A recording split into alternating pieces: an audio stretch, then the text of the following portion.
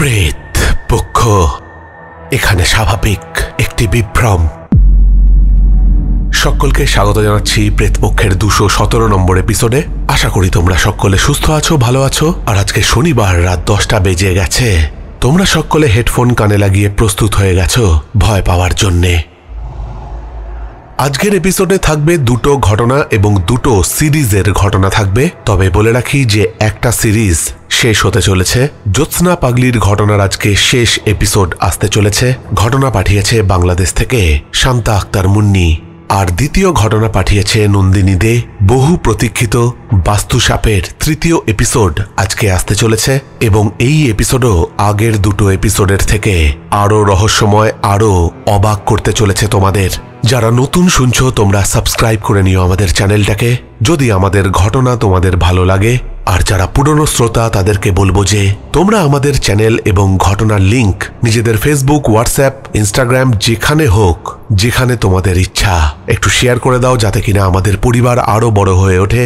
তোমাদের সাপোর্ট অত্যন্ত জরুরি। আর অবশ্যই আমাদের যদি ঘটনা তোমরা পাঠাতে চাও তাহলে পাঠিয়ে দিতে পারো আমাদের অফিসিয়াল ইমেল আইডিতে pretpokho@gmail.com পাঠিয়ে দিতে পারো আমাদের প্রেতপক্ষের ফেসবুক পেজ ইনবক্সে। এই দুটো জায়গাতেই তোমরা ঘটনা টেক্সট করে পাঠাবে। সব থেকে সহজ উপায় হচ্ছে ঘটনা টেক্সট করে পাঠাতে পারো আমাদের হোয়াটসঅ্যাপ নাম্বারে। হোয়াটসঅ্যাপ নাম্বার হচ্ছে 9432129921। তবে ঘটনা পাঠাবার আগে একটা জিনিস দেখে নিও তোমরা, যে সেই সব ঘটনা যেন অন্য কোনো social media platform, YouTube, Facebook যেখানে হোক হয়ে যাওয়া বা তুলে নেওয়া, কপি করে নেওয়া ঘটনা যেন না পাঠিয়ে দাও। কেননা কপিড কন্টেন্ট পাঠালে কপিরাইট ক্লেম আসবে, আর কপিরাইট ক্লেম এলে আমাদের সেই এপিসোড ডিলিট করে দিতে হবে। বেশি দেরি করে লাভ নেই, সরাসরি চলে যাচ্ছি আজকের প্রেতপক্ষের 217 নম্বর এপিসোডের প্রথম ঘটনায়। জ্যোৎস্না পাগলির শেষ এপিসোড শুরু করার আগে এর আগের 5টা এপিসোডে কি ঘটেছে সেটা একটু ছোট্ট করে জেনে নিই। প্রথম পর্বে আমরা শুনেছিলাম যে মুন্নির মা ব্রাহ্মণবাড়িয়ার গ্রামে বড় হয়েছেন, ঢাকায় তাদের বসবাস। তার মায়ের সাথে ঘটে যাওয়া অদ্ভুত এক ঘটনার কাহিনী শুরু হয় যখন এক সুদর্শন নারী মুন্নির মায়ের সাথে দেখা করতে আসেন। এই সুদর্শন নারী হচ্ছে জ্যোৎস্না পাগলি। সেই পাগলি তার মায়ের নাম ধরে ডাকেন এবং তিনি দাবি করেন যে তিনি নাকি তার মনের কথা পড়তে পারেন। এরপর পাগলি তার মায়ের কাছে ভবিষ্যতের কথা বলেন এবং সতর্ক করে দেন যে অমাবস্যার রাতে যেন সে সাবধানে থাকে। তারপর এক ভৌতিক অভিজ্ঞতার সম্মুখীন হয় মুন্নির মা এবং তার পরের পর্বে আমরা জানতে পারি যে মুন্নির মা একদিন বাজারে যায় তার বাবার সাথে মিঠাই কিনতে। তার বাবা বাজারে চলে গেলে মুন্নির মা একা একটি গাছের নিচে দাঁড়িয়ে থাকেন। জ্যোৎস্না পাগলি সেই সময় তার সাথে কথা বলতে আসে এবং তার কাছে মিঠাই খেতে চায়। মুন্নির মা প্রচন্ড ভয় পেয়ে যান, কেননা পাগলির আচরণ খুবই ভয়ঙ্কর ছিল। রাতে তার মা স্বপ্নে দেখেন যে পাগলি সমস্ত মিঠাই খেয়ে গেছেন, আর সেই ঘটনা তার মনে এক ভয়ের সৃষ্টি করে। তৃতীয় পর্বে আমরা শুনেছি যে মুন্নির মা জ্যোৎস্না পাগলির ডাকে সাড়া দিয়ে তার ছোট ভাইকে নিয়ে শিব মন্দিরে যান। জ্যোৎস্না পাগলি তার জীবনের কাহিনী মুন্নির মাকে জানায়। সে জানায় যে এক সময় সে খুব সুন্দরী ছিল এবং তার একটি বড় পরিবারে বিয়ে হয়েছিল। তারপর তার শ্বশুর বাড়ির পরিবারের এক ছোট সদস্যের মৃত্যু ঘটেছিল এবং সেই ঘটনার জেরে পাগলিকে তার শ্বশুর বাড়ি থেকে তাড়িয়ে দেওয়া হয়। 4 নম্বর পর্বে আমরা জানতে পারি যে মুন্নির মায়ের বিয়ের সময় পাগলি আমন্ত্রিত ছিল। যেমনটি সে বলেছিল যে মুন্নির মায়ের বিয়ে হবে এক সরকারি চাকরিজীবীর সাথে, তেমনটাই হয়েছিল। পাগলি একটা ঠান্ডা জলের বোতল নিয়ে মুন্নির মায়ের বিয়ের সময় তার বাড়িতে এসে নাচতে আরম্ভ করে। তারপর সে সেখান থেকে চলে যায়। কিন্তু কয়েকদিন পর মুন্নির মা জানতে পারে যে জ্যোৎস্না পাগলি মারা গেছে এবং এও জানতে পারে যে তাকে নাকি খুন করা হয়েছে। তাকে খুন করেছে 4 জন মিলে, আক্কাস, রুবেল, গফুর আর বিল্লাল। 4 নম্বর এপিসোডে আমরা এও জানতে পারি যে এই 4 জনের মধ্যে আক্কাসের অস্বাভাবিক মৃত্যু ঘটে এবং তার পরের এপিসোডে আমরা জানতে পারি সেই বাকি 3 জনের মধ্যে রুবেলের করুণ পরিণতির কথা। কি হয়েছিল রুবেলের সাথে যারা শোনোনি তারা অবশ্যই জ্যোৎস্না পাগলির প্লে লিস্টটা শুনে নিও। শুরু করছি আজকের জ্যোৎস্না পাগলির 6ষ্ঠ এবং শেষ এপিসোড। প্রিয় রাজদা, কেমন আছো? আশা করি ভালো আছো। আমি ঢাকা থেকে শান্তা আক্তার মুন্নি। শারীরিক অসুস্থতার কারণে আমি অনেক দিন ঘটনা পাঠাতে পারিনি, তাই আমি খুবই দুঃখিত। জ্যোৎস্না পাগলির ঘটনার 5ম এপিসোডে আমরা জেনেছিলাম যে রুবেল কিভাবে মৃত্যুবরণ করেছিল। আজ আমরা শেষ ঘটনায় শুনব গফুর আর আক্কাসের সাথে কি ঘটেছিল। রুবেলের মৃত্যুর পর আক্কাস গফুর অনেকটা ভয় পেয়েছে। সত্যি কি রুবেলকে জ্যোৎস্না পাগলি মেরেছে? আক্কাস বলল, আরে আমাদের কাছে তো মাদুলি আছে, চিন্তা কিসের? আমাদেরও কিচ্ছু করতে পারবে না। আমরা কি রুবেলের মতো বোকা নাকি? গফুর বলল, ভাই আমার অনেক ভয় করছে, যদি পাগলি আমাদের ওপর হামলা করে বসে। আত্মরক্ষার জন্য তারা দুজনে মিলে হুজুরের কাছে গেল। হুজুরকে তারা বলল, আমরা জানি না হুজুর, কেন পাগলি আমাদের পেছনে পড়ে আছে আর আমাদের দুটো বন্ধুকে মেরে ফেলেছে। তারপর দুজনে হুজুরকে কাকতি মিনতি করে বলে, আমাদের কোনো ক্ষতি হবে না তো হুজুর? হুজুর তখন মুচকি হেসে তাদের দুজনকে বলে, সত্যি করে বলো তো তোমরা পাগলির সাথে কি করেছ? কারণ এলাকার কারোর তো কোনো ক্ষতি হচ্ছে না, শুধু তোমাদের সাথে কেন হচ্ছে? আমাকে কিচ্ছু লুকিও না, যদি বাঁচতে চাও তাহলে সমস্ত কথা আমাকে জানাও। গফুর ভয় ভয় সব কিছু বলে দেয় হুজুরকে। সব শুনে হুজুর ক্ষিপ্ত হয়ে বলে, ছি ছি ছি ছি, একমাত্র আল্লাহ ছাড়া তোমাদের কাউকে কেউ বাঁচাতে পারবে না। আল্লাহর কাছে ক্ষমা চাও, ক্ষমা চাও। তোমরা কি নীচ পাশবিক কাজ করেছ তোমরা নিজেরাও জানো না। আক্কাস হুজুরের এই কথায় প্রচন্ড রেগে গেল। সে হুজুরকে বলল, আপনি থামুন তো, বুঝতে পেরেছি এইসব তাবিজ, তারপরে এই তাবিজ পড়তে বলে বলা যে আমাদের কিচ্ছু হবে না, এগুলো সব আপনার ভণ্ডামি। এসব তাবিজ ফালতু, এই তাবিজের আর কোনো দরকারই নেই আমাদের। আমরা আমাদের নিজেদের রক্ষা নিজেরাই করব, আপনার সাহায্যের দরকার হবে না। তারা দুজনেই হাত থেকে তাবিজ খুলে ফেলে দেয়, কিন্তু তারা ভাবতে পারেনি যে তারা তাদের কত বড় সর্বনাশ ডেকে আনছে। গফুর আর আক্কাস যে যার বাড়িতে ফিরে গেল। কিছুদিন তাদের সাথে কোনো কিছুই ঘটেনি। তাই একদিন আক্কাস গফুরকে বলল, দেখলি তো আমাদের সাথে কিছুই ঘটল না, চল গ্রাম থেকে দূরে একটা যাত্রাপালা হচ্ছে, সেটাই দেখে আসি। শুনেছি ওখানে খুব সুন্দর সুন্দর নারীরা আসবে। এই বলে দুজনেই হাসাহাসি করতে থাকলো। আক্কাস আর গফুর দুজনেই রাত 9টার দিকে রওনা দিল সেই যাত্রাপালা দেখার উদ্দেশ্যে। রাস্তায় তারা অনেককেই দেখল যারা কিনা সেই যাত্রাপালা দেখতে যাচ্ছে। কিছু দূর এগোবার পর একটা সুনসান রাস্তায় এক অপূর্ব সুন্দরী নারীকে তারা দেখতে পায়। বেশ সেজেগুজে যাচ্ছে সে। তারা ভাবল যে যাত্রাপালারই কোনো নারী হবে। তারা দুজন তাদের সেই লোভ লালসার চোখ নিয়ে সেই নারীর দিকে এগিয়ে গেল। সেই মেয়েটি তাদের দুজনকে দেখে ইশারায় তার পেছনে আসতে বলল। সম্মোহিত হয়ে দুজনে সেই মেয়েটির পেছন দিয়ে কোন পথ দিয়ে যে হেঁটে চলেছে তারা নিজেরাই বুঝতে পারল না। অবশেষে তারা এমন একটা জায়গায় এসে পৌঁছলো। হঠাৎ করে আক্কাস সেই জায়গাটা দেখে বলে উঠল, এই ভাই, আমরা কোথায় এলাম? এখানে তো যাত্রাপালা হবে না, এটা তো একটা বাঁশবাগান। গফুর বলল, আরে হয়তো মেয়েটা আমাদের এখানে ডেকেছে অন্য কিছুর জন্যে বলে সে হাসতে লাগলো। দুজনে কথা বলছে, হঠাৎ তারা দেখতে পেল তাদের সামনের সেই মেয়েটি অদৃশ্য হয়ে গেছে। তারা সেই মেয়েটিকে ডাকতে লাগলো, কি গো মেয়ে, কোথায় গেলে? আমাদেরকে একা রেখে এরম ভাবে কেউ চলে যায়? আমরা জানি তুমি আশেপাশেই আছো, বেরিয়ে এসো, বেরিয়ে এসো বলছি। বাঁশবাগান তোলপাড় করে এক বড় বাঁশ গাছের ওপর থেকে একটি মেয়ে লাফ মেরে তাদের সামনে এসে দাঁড়ায় আর বলে, তোদের মাদুলিটা খুলে তোরা ভুল করেছিস। তোদের বন্ধু রুবেলের হাত থেকে মাদুলি খুলিয়ে আমি তাকে কিভাবে মেরেছিলাম তোরা কি ভুলে গেছিলি? তোরা এমন নির্বোধ, তোরা নিজেদের মাদুলি হুজুরের কাছে ছেড়ে এলি, এবার তোদেরকেও মারবো। এই বলে আক্কাসের ওপর সেই নারী লাফিয়ে পড়ে, কিন্তু গফুর সুযোগ বুঝে দৌড়ে পালালো গ্রামের দিকে। গ্রামের সকল লোককে ডেকে আনলো গফুর, আর সেই জায়গায় এসে দেখতে পেল এক মর্মান্তিক দৃশ্য। গফুর এবং গ্রামের সকলে যারা তার ডাকে এখানে এসে উপস্থিত হয়েছে, তারা দেখতে পেল আক্কাসের ক্ষত বিক্ষত রক্তাক্ত মৃতদেহ বাঁশবাগানের একটি বাঁশের ডালে ঝুলছে। গফুর এবং গ্রামের মানুষদের বুঝতে বাকি রইল না যে আক্কাসকে জ্যোৎস্না পাগলি হত্যা করেছে। আক্কাসের এই মর্মান্তিক মৃত্যুতে গফুর প্রচন্ড ভয় পেয়ে যায়।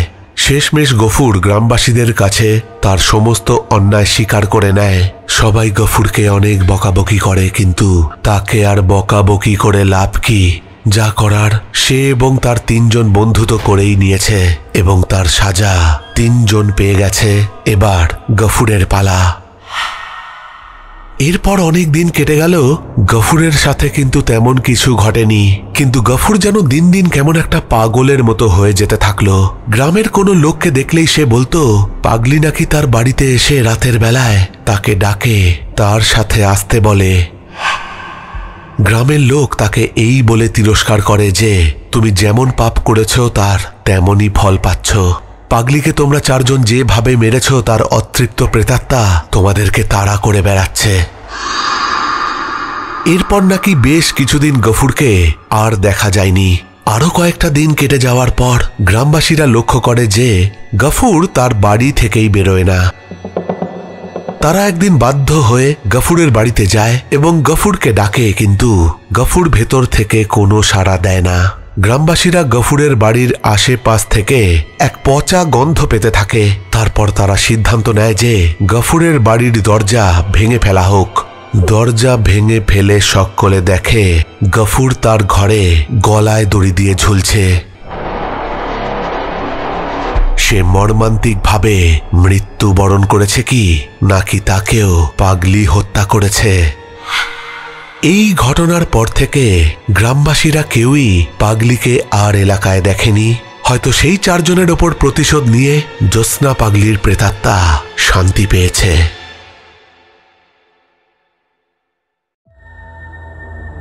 প্রেত পক্ষ এখানে স্বাভাবিক একটি বিভ্রম। তো এই ছিল জ্যোৎস্না পাগলির শেষ ঘটনা, বা বলতে পারো শেষ এপিসোড। সত্যি একটা অদ্ভুত ঘটনা কিন্তু শুনলাম। প্রথম থেকে যারা জ্যোৎস্না পাগলির ঘটনা শুনছো তারা বুঝতে পারবে যে ঘটনাটা প্রথম থেকে কিভাবে মোড় নিয়ে এইভাবে শেষ হলো। মানে প্রথমে বিল্লাল, তারপরে রুবেল, তারপরে আকাশ, তারপরে গফুর। যে 4 জন পাগলিকে মেরেছিল বা হত্যা করেছিল সেই 4 জনকে মেরে জ্যোৎস্না পাগলি ক্ষান্ত হলো এবং তারপর থেকে তাকে আর এলাকার কেউ দেখেনি। যারা এই ঘটনা ক্রমানুসারে শোনোনি তাদেরকে রিকোয়েস্ট করব যে তোমরা জ্যোৎস্না পাগলির প্লে লিস্টটা শুনে নিও। প্লে লিস্টের সব ঘটনা ক্রমানুসারে শুনলে তোমরা ইন্টারেস্টও পাবে এবং বুঝতেও পারবে যে এই ঘটনা কিভাবে শুরু হয়েছিল, তারপরে কেন এইভাবে শেষ হলো। তোমরা কমেন্ট করে জানিও যে তোমাদের কিরকম লাগলো এই ঘটনা।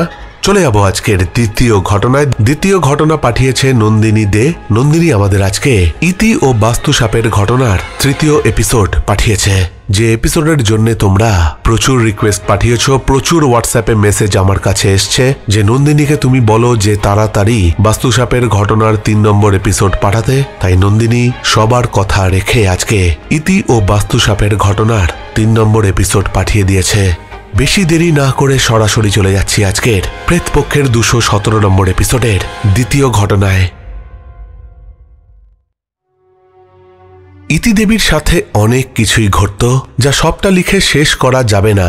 সারাটা বছর বাড়ির ভেতরে শিউলি ফুলের গন্ধ, অথচ ইতি দেবীর বাড়িতে শিউলি গাছই নেই। চন্দন কর্পূরের গন্ধ অনেকেই পেয়েছেন, এমনকি ঘিয়ের মধ্যে সলতে দিয়ে প্রদীপ জ্বালালে সেই যে একটা পোড়া গন্ধ, সেই গন্ধটাও অনেকেই পেয়েছেন। অনেকেই অবাক হতেন, আবার অনেকে আড়ালে হেসে সমালোচনা করতেন। ইতি দেবী সব শুনতেন আর মনে মনে হাসতেন, এটা ভেবে যিনি করছেন তিনি এর বিচার করবেন। এভাবেই কাটছে সময়। এরপর ছেলের বয়স যখন 12, ইতি দেবী খেয়াল করেন তার ছেলে মাটির মণ্ড বানিয়ে কিছু করে। অবসর সময় সে মাটির মণ্ড বানিয়ে বিভিন্ন সব মূর্তি গড়ে। বাড়িতে মাটির অভাব ছিল না। একদিন ইতি দেবীর সামনে গিয়ে দেখেন যে তার 12 বছরের ছেলে ছোট ছোট হাতে দুর্গা মায়ের মূর্তি গড়ছে। ঠিক যেমন সে স্বপ্নে দেখেছিল এক্কেবারে তেমনই মূর্তি, তবে ছোট বাচ্চা বলে সে তার মতো করেই গড়ছে। ইতি দেবী অবাক হয়ে গেলেন, বললেন, একি রে, তুই মাটি দিয়ে সব কি করছিস? ছেলে বলল, মা দুর্গাকে বানাচ্ছি। আগে পুরো শরীরটা বানাবো, তারপর রোদে শুকনো করব, তারপরে রং করব, তারপর প্যান্ডেল বানাবো, তারপর পুজো করব। ইতি দেবী জিজ্ঞাসা করেন, কে করবে রে পুজো, তুই? ছেলে এক মনে মূর্তি গড়তে গড়তে বলল, হ্যাঁ মা, আমিই করব। ইতিদেবী জিজ্ঞাসা করলেন, তুই জানিস কেমন করে পুজো করে? কত কিছু জিনিস লাগে পুজো করতে, মন্ত্র লাগে, কত সব নিয়ম। বলা শেষ করার আগেই ছেলে বলে উঠল, তুমি তো আছো, তুমি সাহায্য করবে আমাকে। বলেই ছেলের কি মনে হলো, হাতের কাজ ফেলে মাকে এসে জড়িয়ে ধরল আর আবদার করে বলল, ও মা, মা একটা কথা বলবো, বকবে না তো? ইতিদেবী বললেন, কি কথা বল, বকবো না। এদিকে হাতের মাটিগুলো সব শাড়িতে লাগছে ইতির। সে বলল, বল না কি কথা। ছেলে বলল, পুজোর সময় তোমার একটা নতুন শাড়ি দেবে আমাকে, দুর্গামাকে পরাবো। আমার কাছে তো টাকা নেই, নইলে আমি কিনে দিতাম। দেবে মা, বলো না, বলো। ইতিদেবী বললেন, আচ্ছা দেব, যখন পুজো হবে তখন দেব, আগে পুজোটা তো হোক।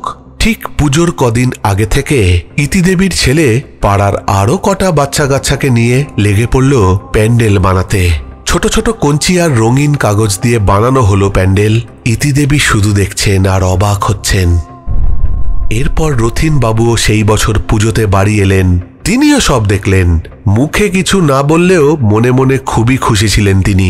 ষষ্ঠীর দিন ছেলে ভোরে উঠে স্নান করে ফুল তুলে পুজো করতে বসল। বয়স মাত্র 12, বিধি বিধান কিছুই জানে না সে, তবু পুজো করছে। একটা থালায় করে 5 রকম গোটা ফল আর একটা গ্লাসে করে জল নিয়ে রাখলো। তার দিদি তাকে বলে দিচ্ছে, এটা কর, সেটা কর, এইভাবে রাখ, সেইভাবে রাখ, কোনো কিছু যেন পায় না ঠেকে। এই সব রথিন বাবু আর ইতিদেবী এসব দেখেন আর ভাবেন, কি যে হচ্ছে, যা হচ্ছে ঠিক হচ্ছে তো, পাপ করছি না তো সবাই মিলে। ধূপ ধুনো জ্বালিয়ে ছেলে সেই যে চোখ বন্ধ করলো আর খোলে না, শুধু তার ঠোঁট দুটো নড়ছে। ইতিদেবী আর তার মেয়ে তার গায়ে হাত দিয়ে ডাকতে গেল। রথিনবাবু মানা করলেন, ইশারা করে বললেন, একদম চুপ করে থাকো, দেখো কি করে। প্রায় 45 মিনিট পর ছেলে চোখ খুলল আর বলল, মা, শাড়ি কোথায়? দিলে না তো? মা দুর্গা বলছে আলতা সিঁদুর কই আমার, দাও না মা। ইতিদেবী ছুটে গেলেন ঘরের ভেতরে আর নিয়ে এলেন একটা নতুন শাড়ি আর তার সাথে আলতা সিঁদুর এনে দিলেন তার হাতে। ছেলে শাড়িটা দেখে বলল, মা, পরাবো কি করে? আমার মূর্তি তো ছোট। ইতিদেবী বললেন, পাশে রেখে দে, তাহলেই হবে। ছেলে তখন তার নিজের গড়া মূর্তির দিকে তাকিয়ে হাত জোর করে বলল, আমি আরো বড় হই, তখন আরো বড় মূর্তি বানাবো, তোমায় তখন নিজের হাতে শাড়ি পরিয়ে দেব। নিজের চোখে সব দেখে আর কানে শুনে ইতিদেবী কাঁদতে শুরু করলেন আর রথিন বাবুর আড়ালে চোখ মুছলেন। ছেলে পুজো করে চলে গেলে ইতিদেবী সেই মূর্তির সামনে হাত জোর করে বসে বললেন, মাগো, অপরাধ নিও না, তবে যা হচ্ছে আমাকে একটু সময় দাও সামলাতে, একা যে সবটা পেরে উঠছি না। রথিন বাবু প্যান্ডেলে লাইটের ব্যবস্থা করে দিলেন, বৃষ্টির জল যাতে না পড়ে তার ব্যবস্থাও করলেন। একটু একটু করে প্রতি বছর পুজো বড় হতে থাকলো। পাড়ার বাচ্চারা আগে আসতো শুধু, এখন বাবা মায়েরাও আসতে লাগলো। খুব যে আয়োজন করা হয় তা নয়, ভক্তি আর বিশ্বাস ভরে যার যেমন সামর্থ্য তেমনটা দিয়েই পুজো হতো। এখানে ইতিদেবীর ছেলের নাম রাখছি রাজা, আসল নামটা লিখছি না। সেই রাজা বড় হতে লাগলো আর সাথে সাথে পুজো। সে যখন ক্লাস 9-এ পড়ে, প্রথম বাড়িতে শুরু হয় এক চালাতে মা দুর্গার পুজো। আর সেই বছর থেকেই মূর্তিকারকে দিয়ে মূর্তি গড়ার কাজ শুরু করানো হয়। মূর্তির উচ্চতা তখন 5 ফিট। লক্ষ্মী, গণেশ, কার্তিক, সরস্বতী সবাইকে নিয়ে শুরু হয় পুজো। 5 দিনের মহা পুজো, যার প্রস্তুতি শুরু হয়ে যেত 3 মাস আগে থেকেই। পুজোর বাসন কিছু ছিল, কিন্তু তাতে হবে না, এই বলে ইতিদেবী কিছু কিছু বাসন কেনা শুরু করলেন। কিছু কথা এখানে বলে রাখি, ইতিদেবী বিয়ের আগে 12 বছরেরও বেশি নারায়ণের শালগ্রাম শিলা নিজের হাতে পুজো করতেন। এছাড়াও বাড়ির বাকি দেবদেবীর পুজো তিনি নিজের হাতে করতেন। ইতিদেবীর নিজের মা মারা যান অনেক ছোটবেলাতেই। এক ছোট ভাই ছিল, সে কোনো একটা রোগে ভুগে মাত্র 5 বছর বয়সেই মারা যায়। আর তার শোকেই তার মা পরের বছর মারা যান। বাড়িতে কাকা কাকিমা থাকলেও কাকিমা কাজ করতেন বলে পুজোর কাজ করতে পারতেন না। আর বাকি যারা ছিল তারা মাঝে সাঝে পুজোর কাজ করলেও ইতিদেবী পুজোর সিংহভাগ কাজ করতেন। পরে ইতিদেবীর বাবা আবার একটি বিয়ে করেন। সেই দিকের এক ছোট বোন আছে, তবে সৎমা আর বোন ইতিদেবীকে একেবারেই পছন্দ করেন না। সৎমা পরের দিকে নিজের ভুল বুঝলেও সৎবোন ভীষণই হিংসে করত তাকে। যাই হোক, ইতিদেবী তাই পুজোর নিয়ম অনেকটাই জানতেন। এবার আসি অন্য দিকের কথায়। এ তো গেল সব ইতিবাচক দিক। পাড়ায় পুজো হচ্ছে, মা ছেলের পুজো। এ আবার কেমন পুজো? 5 দিনের পুজো, কত নিয়ম, কত বিধি, কত আচার, এসব মানা হচ্ছে তো ঠিকঠাক করে? ইতিদেবীর আত্মীয় স্বজনেরা অনেকেই বেশ উৎসাহ দিলেন, আবার অনেকেই চোখ বড় বড় করে জ্ঞান দিলেন। ছোট ছেলে, ও তো বাচ্চা, না বুঝে করছে, কিন্তু তুমি এসব প্রশ্রয় দিচ্ছ কেন? কি ভেবে? স্বপ্ন দেখেছে, মন্ত্র পেয়েছে? হাসালে, বুঝলে, হাসালে। বড় বড় যোগী পুরুষেরা যারা যুগ যুগ ধরে তপস্যা করেও পাচ্ছে না, ওইটুকু ছেলে পেয়ে গেছে। আশ্চর্য! ও দেখলো, বলল, আর তুমি সেটা বিশ্বাস করে মেনে নিলে। পুজো করার শখ হয়েছিল, করেছ, 3 বছর তো করে ফেলেছ, এবার বন্ধ করে দাও। দেবদেবী নিয়ে তামাশা করা ভালো নয়, অনেক বড় ক্ষতি হয়ে যাবে। ইতি খুব ভেঙে পড়ল এসব শুনে। তবে রথিনবাবু আর পাড়ার কয়েকজন ইতিদেবীর মনোবল বাড়াত। অন্যদিকে ইতিদেবীর বাবার কানে এই ঘটনা যেতে তিনিও রে রে করে উঠলেন। সেই ছোট কাকাবাবু যে কিনা জমি কিনিয়ে দিয়েছিলেন, সে বলল, যে জমি নিয়ে এত কথা শোনালো, আজ সেই জমিতে কত নাটক চলছে। বলে রাখি, ইতিদেবীর সেই কাকাবাবু কাছাকাছি থাকতেন, তবে অবসর নেওয়ার পর আসামে নিজের বাড়িতে চলে যেতেন। কলকাতাতেও একটা ছোট বাড়ি করেছিলেন, যাতে তার বউ ছেলে ছুটি কাটাতে আসতে পারে। ইতিদেবীদের সাথে সম্পর্কটা নষ্ট হয়ে গিয়েছিল, তাই কথাবার্তা হতো না। মাঝে মাঝে ইতি ভাবত, না, সবাই মানা করছে, আর পুজো করব না। সত্যি তো, আমার কি অধিকার আছে মায়ের পুজো করার? এই সব শুনে ছেলে মায়ের গলা জড়িয়ে ধরে বলতো, মা, পুজো করতে দেবে না? ইতিদেবী মানা করে দিতেন, সে অনেক খরচ বাবা, আমি পারবো না। তুই বড় হয়ে চাকরি করে করিস, তখন তোর অনেক বন্ধু বান্ধব হবে, তখন করিস, কেমন? রাজা বলতো, ততদিন মা দুর্গা না খেয়ে থাকবে, নতুন কাপড় পরবে না, আলতা সিঁদুর দেব না মাকে। ইতিদেবী রেগে গিয়ে বলতেন, অন্যান্য জায়গায় তো পুজো হবে, সেইখানেই তো খাবার পেয়ে যাবেন তিনি। তুই বুঝিস না এই পুজো নিয়ে কত কথা হচ্ছে? তোর আমার স্বপ্ন দেখা, এসব কেউ বিশ্বাস করে না, ভাবে এটা শখের পুজো, তামাশার পুজো। তোকে তো কেউ কিছু বলে না, সবাই আমাকেই শোনায়। রাজা মুখ কালো করে চলে গেল। ইতিদেবী রাগে দুঃখে দেবীকে উদ্দেশ্য করে বলতেন, আমরাই কেন মা, কেউ যে মেনে নিতেই পারছে না এই পুজো, আমি কি করব বলে দাও।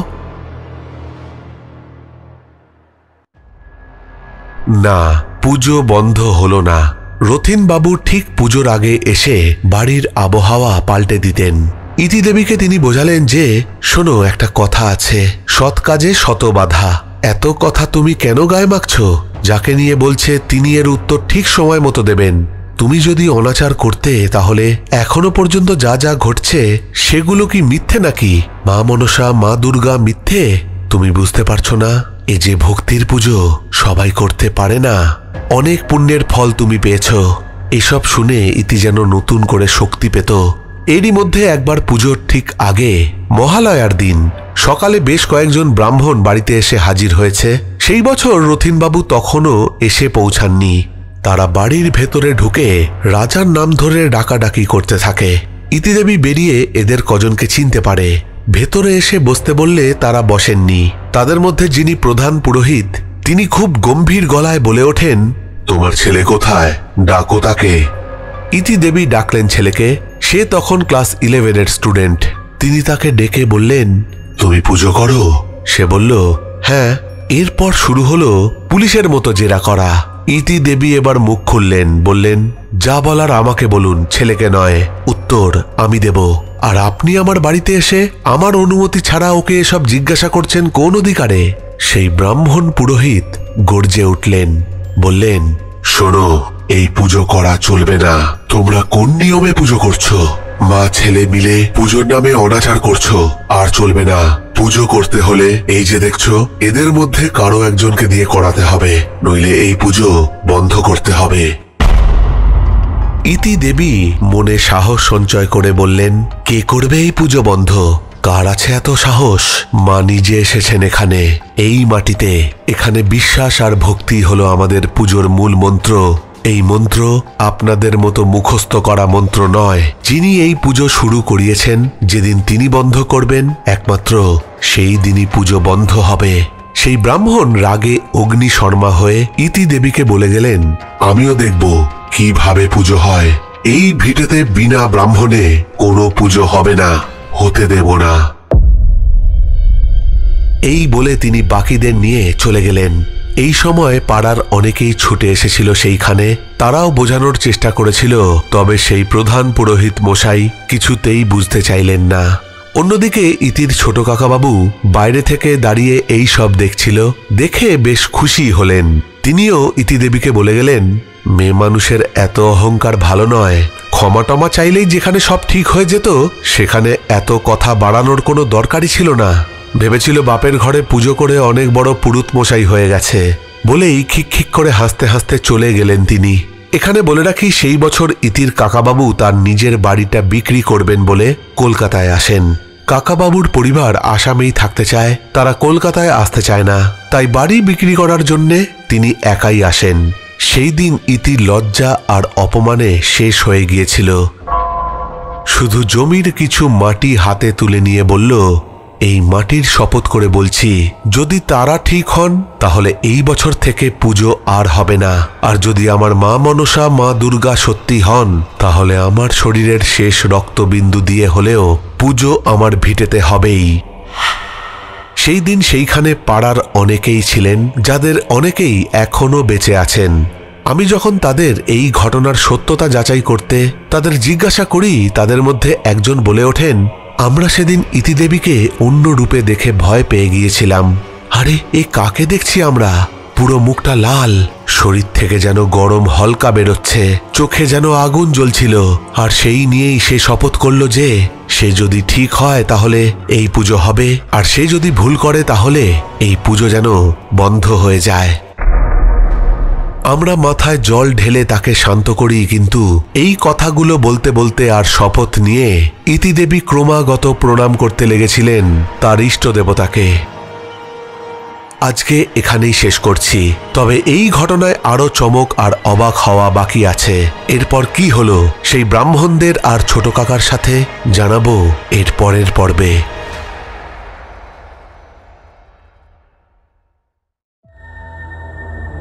প্রেত পক্ষ এখানে স্বাভাবিক একটি বিভ্রম। তো এই ছিল ঘটনা। ইতি আর বাস্তুসাপের ঘটনার তৃতীয় পার্ট আমরা শুনে নিলাম। আশা করছি পরের পার্টেও আরো চমক থাকবে। তোমরা অবশ্যই কমেন্ট করে জানিও যে এই ঘটনা তোমাদের কিরকম লাগলো। নন্দিনীকে আবারও থ্যাংক ইউ জানাচ্ছি এত সুন্দর একটা ঘটনা আমাদেরকে উপহার দেওয়ার জন্যে। চলে যাচ্ছি একটু শাউট আউটের দিকে। গীতা গোস্বামী লিখেছে, হ্যালো সোনা ভাই, তোমার অমৃত কণ্ঠে ঘটনা শোনার অপেক্ষায় রইলাম। তোমার দিদি বলছি, হাওড়া জেলা থেকে গীতা গোস্বামী। কমেন্ট করেছে কাকলি পাত্র, চৈতালি সর্দার। সব্যসাচী চক্রবর্তী লিখেছে, দারুণ, অনেকদিন পরে একটা জমজমাট ঘটনা শুনলাম, আমার খুব ভালো লেগেছে, কিপ রকিং রাজ। প্রতনু ব্যানার্জি লিখেছে, excellent, all the best, happy Sunday. Comment করেছে তারা পাসওয়ান, নন্দিনী দে, ঈশান দাস, সুদেশনা সিনহা রয়, নবনীতা দে, তন্ময় মণ্ডল, সুতপা নাগ লিখেছে, লাইক দিয়ে আজকের এপিসোড শুনতে শুরু করলাম। এতদিনে শিওর হয়ে গেছি যে প্রেতপক্ষের প্রতিটা এপিসোড ইউনিক আর ফাটাফাটি হবেই। আবারও একটা দারুণ ঘটনা শুনে নিলাম। সত্যি আমাদের চারপাশে কত অস্বাভাবিক ঘটনা ঘটে, আমরা তা জানতে পারছি প্রেতপক্ষের সাথে। সবশেষে জানাই 12K এর জন্য অনেক অনেক শুভেচ্ছা আর বেস্ট উইশেস। আরো অনেক এগিয়ে যাও, পাশে ছিলাম, আছি, থাকবো। কমেন্ট করেছে বৌমণি, নন্দিতা পাল, অনন্যা বিশ্বাস, সুদীপ ব্যানার্জি, সুনীল মাহাতো লিখেছে, দারুণ লাগছে দাদা, ঝড় হচ্ছে আর তার সাথে তোমার কণ্ঠে ভূত ঘটনা, মোমেন্টটা খুব হরর করে দিচ্ছে। পারমিতা মণ্ডল লিখেছে, উফ রাজদা, কিছু বলার নেই, খুব খুব সুন্দর। কমেন্ট করেছে মুকুল বাগদি, জিনিয়া সিং, রিয়া গুহ, আশিস কোলে, সুরজ ধানুকি, মোহাম্মদ মঞ্জু, শিমুল হাসান। মিউজিক উইথ PS লিখেছে, আমি আসামের মেয়ে, আসামে অনেক ভুতুরে ঘটনা শুনেছি, আপনার কণ্ঠে ঘটনা শুনতে ভালো লাগে। কমেন্ট করেছে শিমুলি হাসান, সোমনাথ দাস, টুম্পা দাস, পূজা রয়, সোমা সাঁতরা। নসরিন খাতুন লিখেছে, আজ কমেন্ট করতে লেট হয়ে গেল, শরীরটা একটু খারাপ আছে, তাই দাদা তুমি ভালো থেকো, লাভ ইউ প্রেতপক্ষ।